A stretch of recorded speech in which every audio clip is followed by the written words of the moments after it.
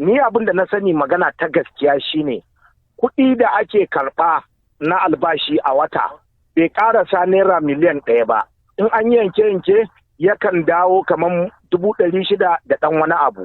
A albashi kenan wanda revenue mobilization su ne suka yankawa dukkanin sanata da member na House of Representatives. Sai kuma na biyu wanda shine kuɗaɗen gudanarwa da ake gudanar da ofis na sanata ko kuma na memba na House of Representatives shine a Senate a yanzu haka na sani saboda ƙari da aka samu ana bawa kowanne sanata naira miliyan 21 a kowanne wata kuɗin gudanar da ofis ɗinsa. Yanzu kamar kai Distinguish a matsayinka na ɗan majalisar dattawa mai ci, nawa kake samu a kowane wata? Kimanin naira miliyan 22. Bayan wannan babu wani kuɗi da kake samu?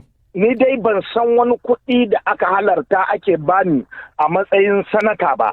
Wannan kuɗin shine dukkanin na ayyukan da za a yi da ake faɗa. Misali, tafiye-tafiyenka na cikin gida, sayan jaridu, dukkanin abin da aka tsara shine wanda ake yi. Yanzu kai a matsayinka na ɗan majalisar dattawa me kake so ka ga an yi? To, ni duk abin da aka ce wannan namu ne saboda abin da ake nufi a transparency wato a yi abu a fili domin mu ma za mu je mu ne muna bincikar ma'aikatu muna ganin nawa aka ba su me za su yi da shi ya suka batar domin ma kanmu ya zamana namu a fili yake duk yan ƙasa za su iya gani duk wanda yake da magana ya yi magana a kai a yi justifying abin duk barnar nan ta inda ta samo asali daga mulkin Obasanjo shi ya assasa wannan barnar har ta kawo ga haka domin shi ne wanda muna majalisa ya zo ya ringa bamu naira miliyan 100 naira miliyan 50 don a gyara masa kundin tsarin mulki ya miƙe wannan abin shi ya janyo wannan masifa da muke ciki saboda haka shi ne umul abaisin shi ya kamata a yi wa hukunci shi ya kamata 'yan ƙasa su zarga